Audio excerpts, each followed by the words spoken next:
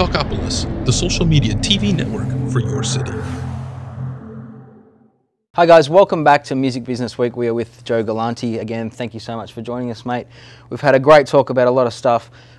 What I want to talk about now is kind of labels themselves and the way that they perhaps used to work and as opposed to how they work now, and the differing ways that I guess the artists would make money from those times. If we could go back to the old days, I know we briefly discussed some things off camera, so if we could just go into that a little bit. The labels really were set up, as I said in an earlier part, for singles, and we would put out albums. In fact, the deals that we used to do were based on sides. The modern deal today is about an album. So an album every year, every 15 months, every 18 months, so you sign somebody for six albums, or 5 albums, or 8 albums, whatever it is, or 4 with options for 1 or 2. Back then it was sides. So you would come in and we'd make a deal and we'd sign you for 30 sides. Right. And you would record those and we would put an album out every 6 or 12, 9 months, and the other stuff just wound up in the can. We didn't use it. It just sat there. So you ran up a bill because we recorded all those sides, and then you'd go to sell albums, and you didn't do a very good job because most people weren't selling them, so you weren't recouping, and therefore you were constantly in debt. And then when it came time to renew, what we would do is basically either forgive the debt, and in which case you would give us more time, or sometimes you would come in and say, I have tax problems, I need an advance for my tax problems, I'm building a studio, I am buying a bus, whatever it was, because banks weren't really fond of lending money to anybody in the music business in those days. Well, let's just, sorry to interrupt, but touch on that for a minute, because there will be a lot of people who don't understand the concept of a record deal, and often generally the way it isn't the golden ticket. The record label essentially acts like a bank in the way that you go and borrow money, same as if you were going to go and borrow a house, to do all this wonderful stuff to start your career. And the great hope is that through the course of time, you will pay them back, and then you will both make money moving into the future. So just to explain that to the guys at home, because I know that a lot of people out there will think, I've just signed with such and such, here's my golden ticket, I'm a superstar and a millionaire, but that's not the case. No, and to your point, I mean, it is a bank, and the thing you have to remember is if you come in and we make a deal, and we agree that we're going to make a deal for 5 albums, and we give you an advance, the advance is $30,000. You're going to have to pay your lawyer, you're going to have to pay a business manager. And what people forget is you're going to have to pay taxes on that. And most people go out and use that money, and then all of a sudden you get a tax bill. And then you've got to come back to us and go, I don't have any money for taxes. And so it's a constant, loaning process, if you will. If you have a problem, I mean, labels are in there for helping people take voice lessons, helping people, train to get physically fit, helping fix teeth. I mean, lots of surgery has gone on in the past. No. All that stuff is recoupable, Sure. which means that we give you the money to get this done, but we want it back. Now, if you don't sell and we drop you, we have to write that off, just like a bank does. It's a bad debt. And over the course of time, as CD sales and digital sales have occurred, the numbers have gotten higher on renegotiations, so that if you're successful, you can get a check, 7-figure check, if you're really good at what you do. But what's happened is you've gone from the model in the 50s, 60s, and 70s, which were mostly about selling singles and some albums, to the 80s, where you started to sell more albums and less singles, but not huge numbers. You got to a gold record, to a platinum record, to maybe a platinum, $1.5 million, but not multi-platinum on a regular basis. To the 90s, where you really were seeing millions of units come through, and then into 2000s, where it was 4, 5, 6, 8, 10, didn't make any difference. The other thing that happened is your pricing changed from when I first moved here at $5.98 for a CD, all the way up to $18.98 in probably the mid-2000s. Now we've gone the opposite way. We've gone from $18.98 back down to about $8.98. So now people coming in and getting a record deal, your royalty is based on the price that you sell. It's a percentage. Sure. So if you're selling at $19 and you get 10%, that's $1.90, just rough math. It doesn't work out that simply. But now, if you're selling for $9 and you get 10%, you get 90 cents. So, but the costs are still the same as they were in 2000s. They're the same way they are right now. So to recoup the money back is more difficult. The issue has become, for instance, on Kenny Chesney, when Kenny Chesney broke, we went from gold to platinum to multi-platinum to quadruple platinum. So at that time, we were probably, if we sold 4 million units, we were grossing $60 million, somewhere in that area between all the pieces that we had. Kenny was doing the same thing on the road. Well, I'm happy for you, you're happy for me. Today, if you have an artist that is doing $60 million on the road, as some of the males may be doing, or 40 or 50, you may be doing 2 million as a label.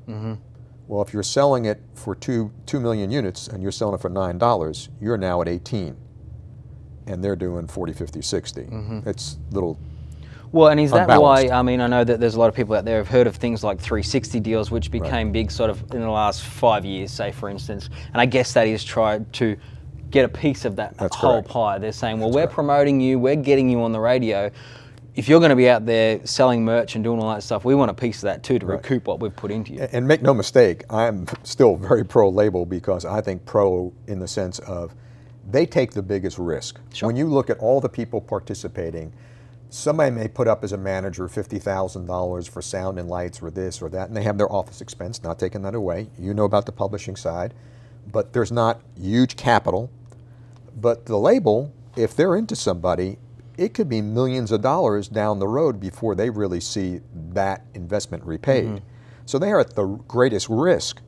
And as you watch the prices come down and the units come down, then you have to figure out, well, if I'm going to take that risk, how do I get it back someplace else?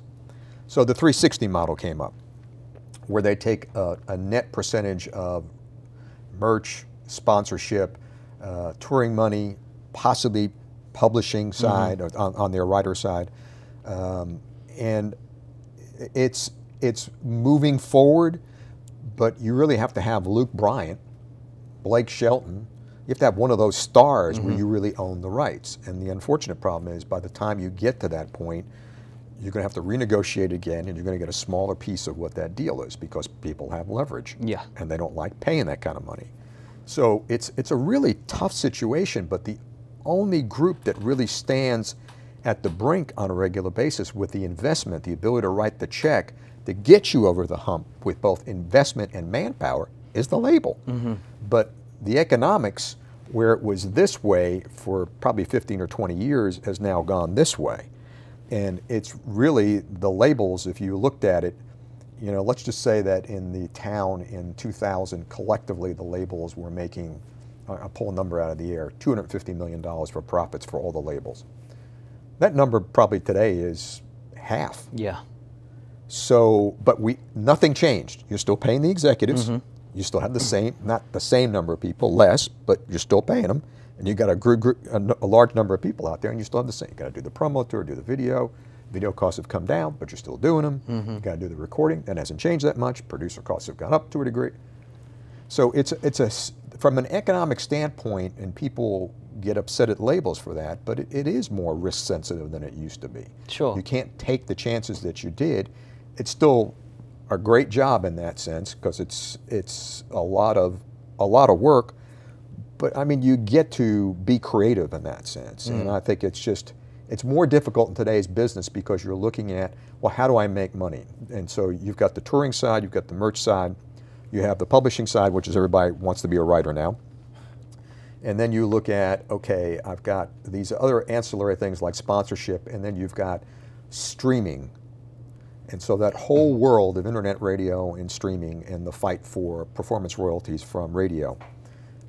When you look at what comes through the internet side and through the streaming side, you have this huge pool of money that is not huge, but it's a big pool of money. But you've got so many players in here. And you're dividing that up by thousands of people, so you get money back, but not to the degree that you really think you should be getting it. And the other thing is, of course, sync licenses now, which is a massive part of the way we discover music. You know, so much is pushed towards that, the element of the visual with the music. But even there, that money has come down from where it was. When the recession occurred, all those numbers dropped. But it is a way to make money, and it is a way to break. And I completely missed that point before, and you're absolutely right. It is an important part of what you can do to help move something through. And which, when you go back to Dolly Parton, 95, all those, you know, it's happened for a long time. And owning your publishing as well, and being, you know, sole writers and things like that. You look at the Who, you know, a lot of people still know who they are, but when they had the CSI hits, you know, their publishing went through the roof. Those guys, their catalog nearly doubled in price. The last series went Journey. Yeah, exactly right. So I mean, the downloads and the streaming, and you know, the use on sync was just unbelievable. Yeah, and I just want to talk about this because I can see kind of a circle coming back around in my mind when we talk about, you know, the vinyl back in the day, and then they went to the vinyl album. We went, of course, to cassette tapes, which would have been some sort of change and a little bit of worry. Then we went to compact discs, which again would have been just amazing, you know, because we also went from analog to digital tape. Analog tape, sorry, to digital, but then through to the MP3. And the way that you're talking, I'm just wondering if there will be labels now that go back to signing artists on for singles instead of albums because of the way that we utilize and download music. Rarely do people buy an album anymore, and they kind of buy from all different genres. Is that something that you may see where they can take a little bit less of a risk, doesn't cost them quite as much money, they still can do the push to radio, they can still do the promotion, but, you know, the answer to the question is yes. In fact, there are organizations out there that exist that just sign you for the single. The issue becomes, you know, how quickly, if you have a hit, can you get a record on? And when you make that record, that was always the problem for the American Idol. You know, you'd end the show in May or June, they go on tour, as we did with Carrie Underwood. You know, we were flying out, getting songs, and then she was going the next to the studio. Idol turns up. But you're working on that. You've got to get it out in a certain period of time. We had the album out in October, and you know, that was the shortest turnaround that ever had before. And if you have a single and it goes up the chart, by the time you find those songs, go record it, get it in the stores, you could miss the moment because people want it now. They don't want to wait 26 weeks, 28 weeks, 6 months to get that done. So, you know, and again, that comes back to your expectations. If you're in the singles business, then you need to have the overhead built for a singles business. If you're in the album business, then you need to have your overhead built for that business. But the reality is, I think it's tougher today because, as you just pointed out, Kane, there are more downloads than there are actually album transactions. And you know, what you still see right now is the rich get richer, and by that I mean, if you're Miranda Lambert or if you're, you know, Luke Bryant, you're selling lots of singles. If you're Taylor Swift, you're selling lots of singles, and then you're selling some albums. And when I say some albums, I mean platinum or multi-platinum. But the other folks down below, if you're, you know, just as an example, Randy Houser. Randy Houser has a platinum selling single, or Brett Eldridge has a platinum selling single. Then you look down at the albums and they're doing 50, 75, 100, 200,000. Big difference.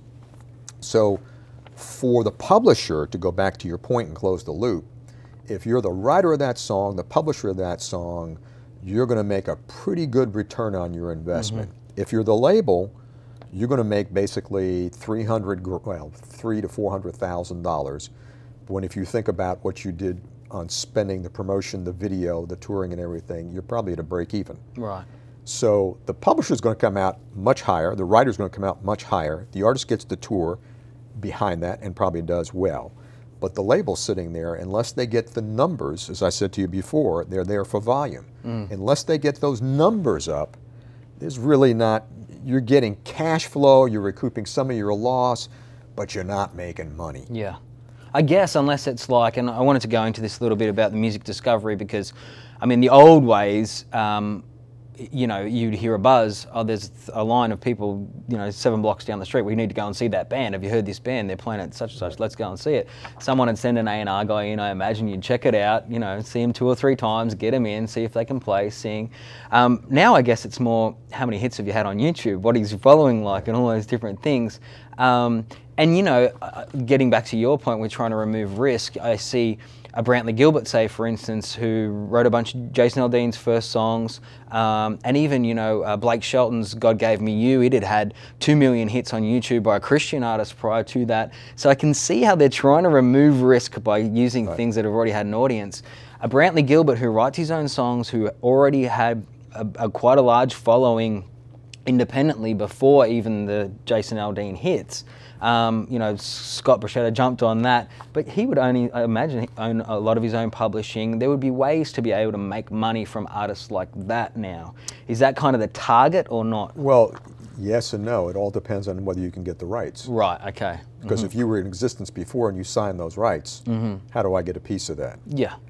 But you know, the record business has always revolved around, back in the 50s, you can go back and find people that used to look for those acts standing with 7 block long, or somebody was getting airplay in Dallas that wasn't getting airplay anyplace else, and they would pick up those records and they would become singles. I mean, it was done in Atlantic Records, it was done in Warner Records, it was done, everybody's done it over the course of time. Nothing new about trying to discover something that's happening someplace else. Sure. The problem is that every once in a while those guys work out. You know, for the longest period of time we had Kobe Collet. Yeah. She was discovered on the internet. Oh my God, we should all go to the internet and find things to discover. Yeah. So, and tell me, what are Kobe Collet's hits? Well, Bubbly was the one. And MySpace, you know, then there you go. That'll be about it. Okay, and that's my point. Right. So, and not, listen, no, I great like vote. her. Yeah, She's beautiful, exactly. very talented. But building a career. Oh, and Trace Atkins, she sung something with recently, but that's about it. There's more to building a career than just having a success. There is. And your point before, YouTube chart changes each week. So you can go back and look at what something was popular last week, whatever the cat video was, or whatever the gamifications, you know, video was, and then this week something completely different. Our psyche is this.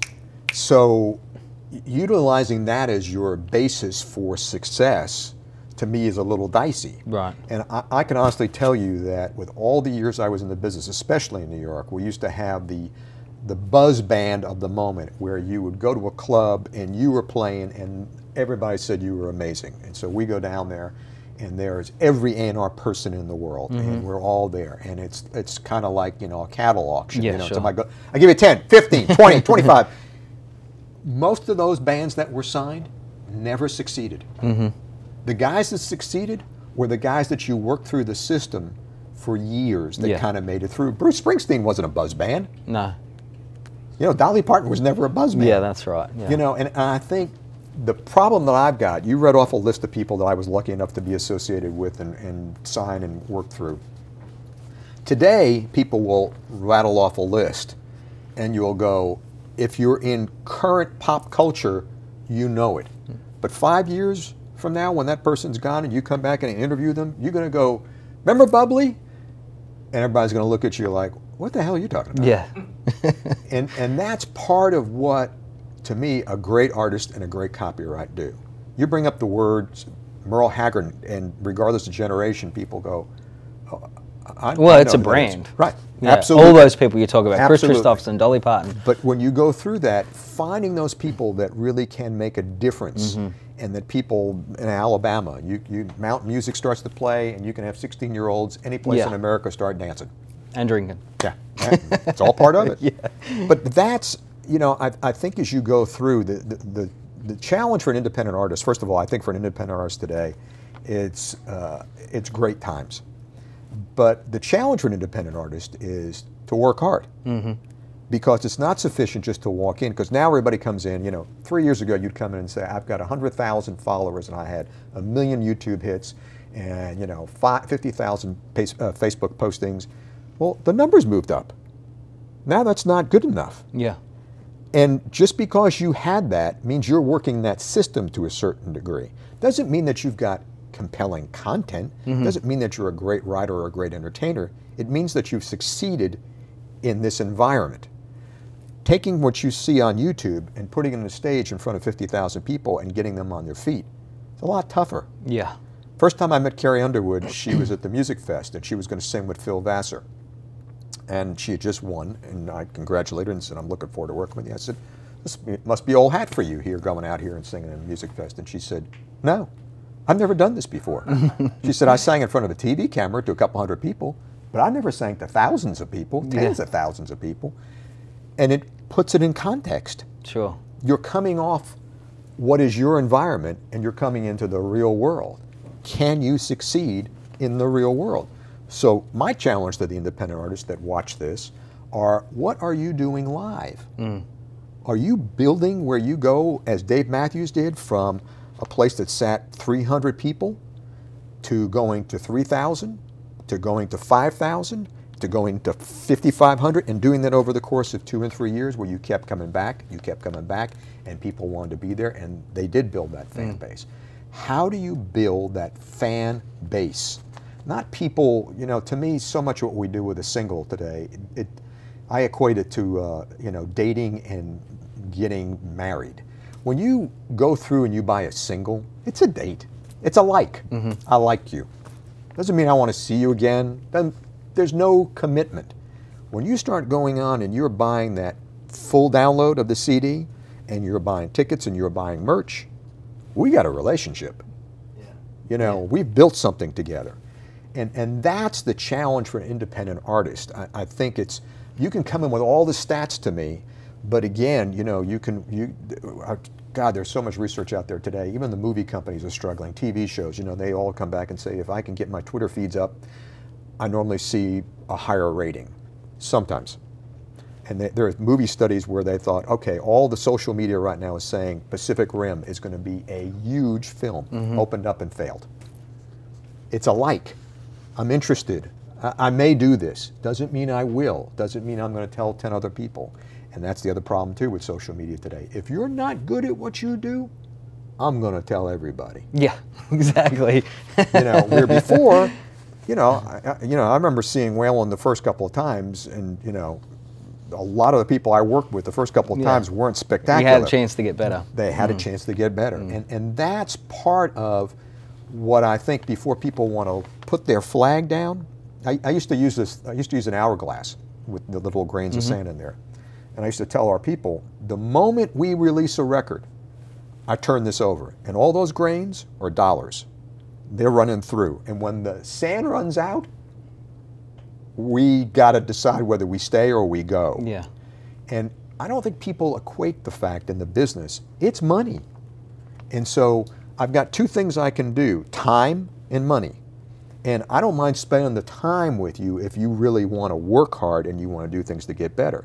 That's what Kenny Chesney did. When Kenny Chesney started, if you look at the album covers and listen to the music and where he is today, he changed. And we had a sit down probably 3.5 to 4 years into his career with his management out in California, where it was like, Kenny, you want to compete against these guys? Get your shit together. And he did. He looked like George Strait wannabe. Yeah. In those early days. And then you see him, he comes back. Well, and he found his sound, he found his pocket, all those different things. He did it himself, and he owned it. And now people have come back and they're wearing shirts with other, acts on there. I mean, and a lot of the things that he did from a touring standpoint, other people have emulated since that time. And that's what happens. That's natural to go through. But he went to work. There wasn't a show that came into any part of the country that if he was out on the road, if the Stones were playing somewhere, he went to the Stones show. If he went to Bruce Springsteen, went to Bruce Springsteen. Whoever was out there, he opened for George Jones, he opened for Alabama. He wanted to know how they were great at what they did. And because I'm going to learn. And that's, the independent artist has to be able to go out there to compete. They've got to get themselves better. And that's the mission. You've got to work at it. This is really interesting. We're going to continue to talk about this, but incidentally, Joe took a couple of years off of Nashville and went back to New York and signed Dave Matthews Band. So, it just goes to say the caliber of the bloke. But we'll be back straight after this. Thanks, guys. Yeah.